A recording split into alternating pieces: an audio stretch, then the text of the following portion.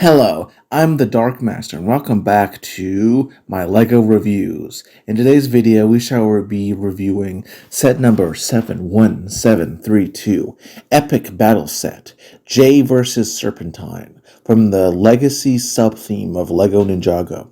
It comes with 65 pieces in 3 bags and 2 minifigures.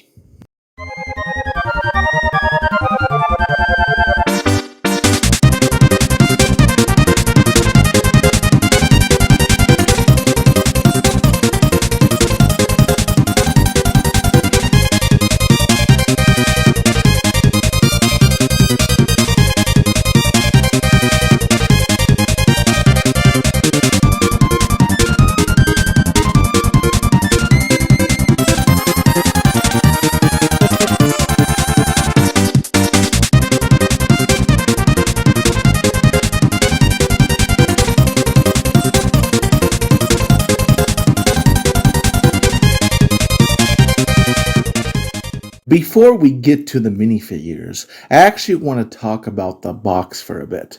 Normally I don't do this. In fact, check out my previous review, which has the same sort of box if you want to see a similar set. The box itself is actually rather interesting in this case, however, as it is triangular with a side that displays the statistics of both minifigures. It's neat, but kind of pointless when it comes to anything substantive.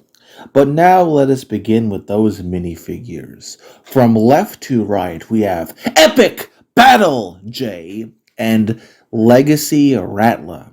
Let us start with the hero of the set, Epic Battle Jay. Epic Battle Jay bears a heavily tangled hairpiece in dark brown that has been in use since the LEGO Ninjago movie. It's not a new piece, but still looks very good and sort of captures the exaggerative electric personality of Jay.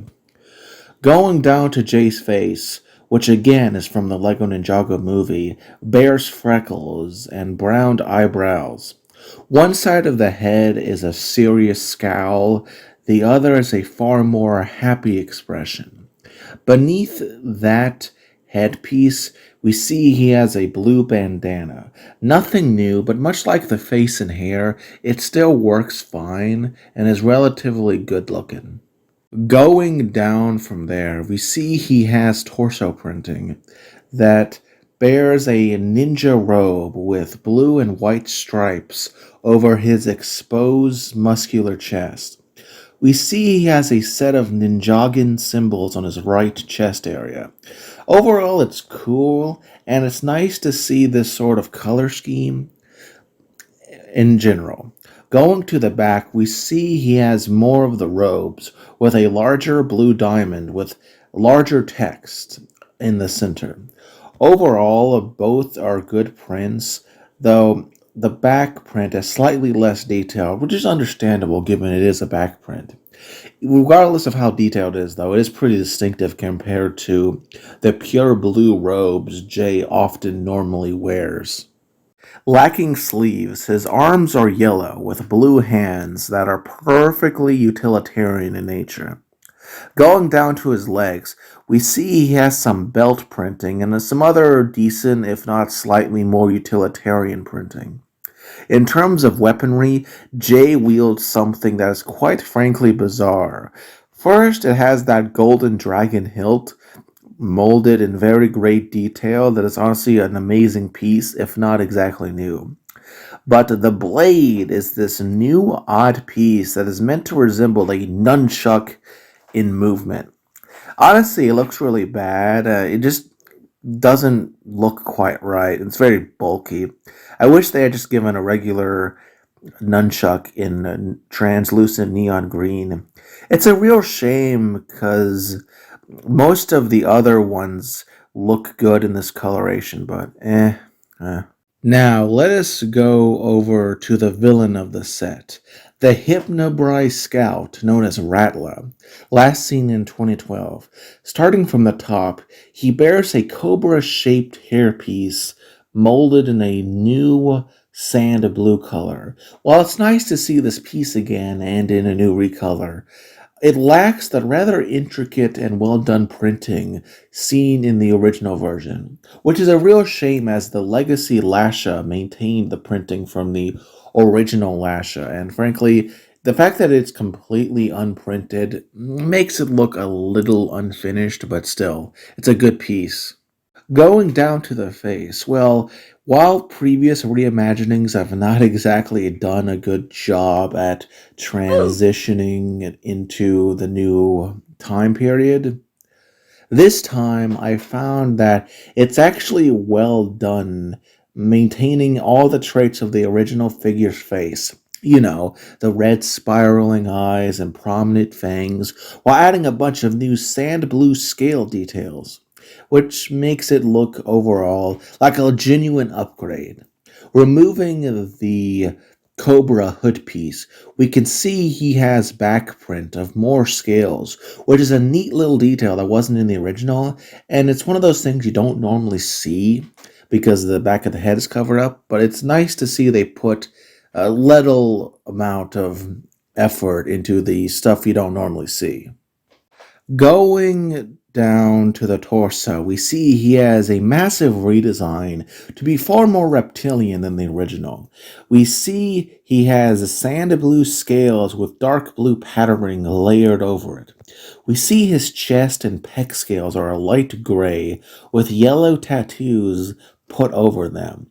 He also has tan colored half armor and strips. Honestly, it's a genuinely amazing print that really makes him just far more reptilian in appearance than his original minifigure, and frankly gives off a sort of Conan the Barbarian tile aesthetics. Going to the back and removing the Cobra headpiece, we get a view of the back print, which is further intricate in detail with the blue markings set over the sand blue scales. And we also see the other part of the armor. It's a good print, but it is obscured by the headpiece, meaning you don't normally see it. Going to his arms, they are sand blue with black hands, perfectly utilitarian in nature, nothing really worth talking about. Going down to his legs, we see he has further blue markings and some shiny, spiky kneecap armor. Pretty good, all things considered. For weaponry, he wields a dagger with a brown hilt and a white toothpiece for a blade. Overall, this is a great reimagining of a classic foe the ninja faced in the past. It's also nice to see one of the other Serpentine tribes, aside from the Venomori or the Anaconda that we've seen repeatedly. I do hope we see the Constricti and the Fangpires as well in future releases, though given they have completely different headpieces that would require new molds, sadly that is unlikely to happen. Who knows though, maybe we'll get more Hypnobrai in the future. Now that we've finished the minifigures, let us discuss the pieces of the set. There's a fair collection here of bases and other pieces. We got some nice 1x1 tan cylinders, a whole batch of leaf pieces, and most noteworthy here, an entire set of weapons molded in translucent neon green, while the chain piece utilized by Jay is absolute trash and I stand by it. The others look perfectly fine and are nice to get in different colors. Overall, a decent selection of pieces, though I would mention that the leftover pieces are not worth talking about. They're basically just the weapons, as I've talked about earlier. But what about what they build? How is the builds itself? Well, there are three, so let us start with the smallest and arguably least one and go up from there. First, we have this odd little spinner piece that you can put a minifigure on. It's pretty small, though uniquely it's blue, unlike the one from the last set and from most other sets, which are red. It's still rather slapdash, though, due to lacking an actual piece that represents Spinjitzu. And honestly, I just wish they had removed it and put the pieces that were part of it into one of the two main builds, which are far more substantive, and I shall cover them now. The second build is this nice little terrain piece with a dark tan quarter circle base plate with several gray rock pieces, one of which has a pinhole piece that plays a part into the function of this piece. As we see, there is a pair of bamboo stalks that can be pushed over to knock down another minifigure. which is a nice little thing. And I actually do like seeing bamboo. We surprisingly don't see a lot of it in Lego, even Lego Ninjago.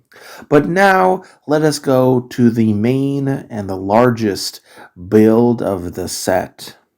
Here we see that there is a small black cobra style shrine that some say resembles some other shrines we've seen, but honestly, it's so distinctive that I consider it its own entity and don't really judge it based on those vague similarities. At the base, we see it is made up of two dark tan quarter circle base plates.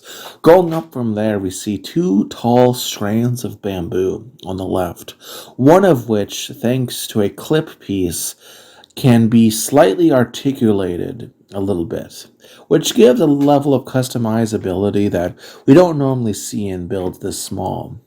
Then, going to the right side, we see the shrine tail, which, interestingly enough, utilizes the bull horn piece seen firstly on Bionicle Gen 2's Skull Grinder set, which you probably saw in the intro of this video. Going to the central area, we see the snake has golden bars as pecs, before going up to some wide black pieces that are used for the cobra's hood.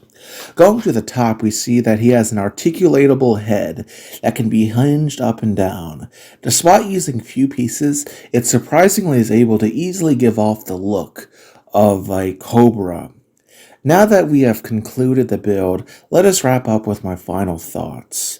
In conclusion, this set is a neat little one that has two amazing reimaginings of classic figures, the Electric Ninja and the Hypno Bry Scout.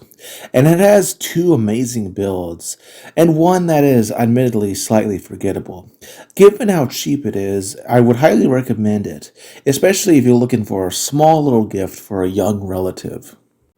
I am the Dark Master, and join me next time on my Lego reviews. Have a nice day, and please subscribe if you like this sort of content. I like to make it, and I'm sure you'll enjoy it. I have an entire playlist, 3 in fact, of Lego reviews.